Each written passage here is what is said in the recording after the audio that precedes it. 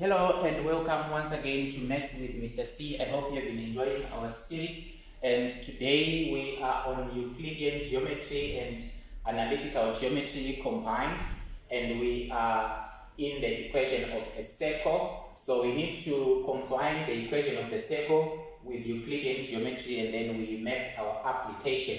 So in our system we have got N, M, and E and R provided, and I usually like my favorite point, the origin, when it's given. Yeah, we need to mark it 0, 0. It unpacks a lot of hidden features. It's another point that we have. But for our question, prove that NE is perpendicular to MR. It's a usual question. We need to prove that the product of the gradients is -1. But if you look at N and E, we don't have the coordinates of E. But these 3 points, 1, 2, 3, they are collinear. Therefore, the gradient of NM is equal to the gradient of ME. So the gradient of NE is equal to the gradient of NM, which will be equal to, we are going to use the 2 points, that is 8 minus 0 all over, 8 minus 0 all over, minus 3 minus 11, minus 11, which will be equal to 8 over 8, which will be equal to 1. Perfect. That's our gradient for the line NM. And then when we look at M and R, we can do the same. Our gradient would be equal to 8 minus 5 all over minus 3 minus 0, which will be equal to 3 over minus 3. This is equal to -1. Now, in conclusion, the two gradients, M of NE multiplied by the M for MR is equal to -1. Therefore, the two lines are perpendicular. That is, NE is perpendicular to MR, and you can write that statement. That was the simple part.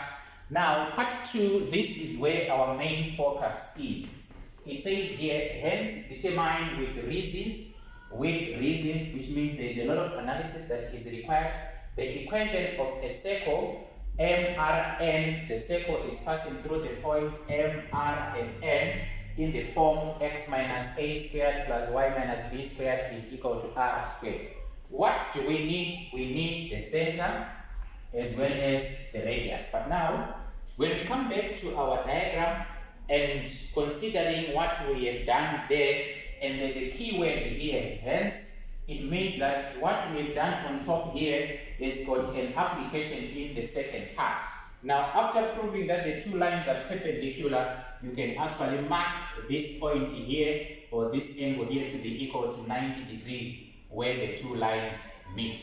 Now we're looking for the equation of a circle passing through M, R, and N. In other words, we will have a circle passing through in that manner. Now, if you can check, if you are to insert it, it will be more like in this form, following this part. Now, if you check in your Euclidean geometry, there is a scenario where we have an angle of 90 degrees at the circumference. This scenario can only happen if and only if this line that is facing our 90 degrees is our diameter. So therefore, we can start by noting that NR is the diameter of the circle in question. NR is the diameter of the circle in question. Why? We are applying the Euclidean geometry concept, which says that the angle subtended by the diameter at the circumference is equal to 90 degrees. So in other words, this is angles in a semicircle. That would be the reason for just the basics, angle subtended by the diameter. So for our circle in question, we can say that this is the diameter. Therefore, our center is going to be at this point. We are going to give it a new name that will be C. Now, C will be the midpoint of line NR. So we are going to start by finding the center of the circle.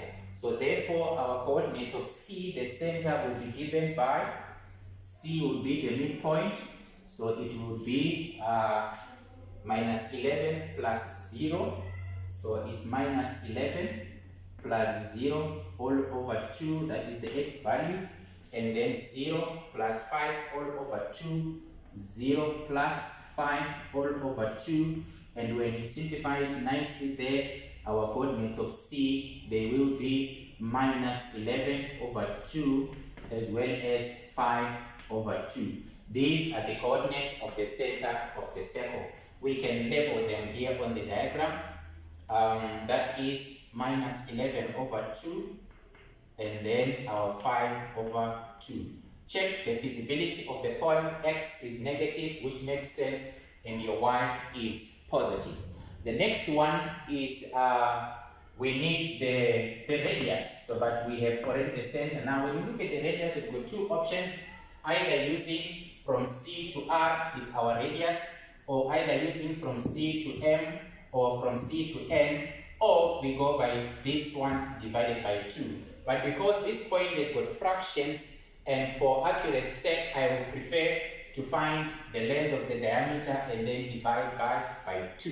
So in other words, our radius would be equal to the distance of NR divided by 2. In other words, this is NR all over 2, which will be equal to, we apply our distance formula for the radius, okay? The coordinates of N, we've got minus 11 and 0, so this will be minus 11 minus 0, and then squared plus 0 minus 5, that is 0 minus 5, all that squared, but this is divided by 2. Now when you simplify, this will give us the square root of minus 11 squared, this is 121, plus minus 5 squared is going to be 25. This is all over 2. When you simplify that, this gives us the square root of 146. That is the square root of 146 all over 2. This is our radius. But now we have to conclude our question.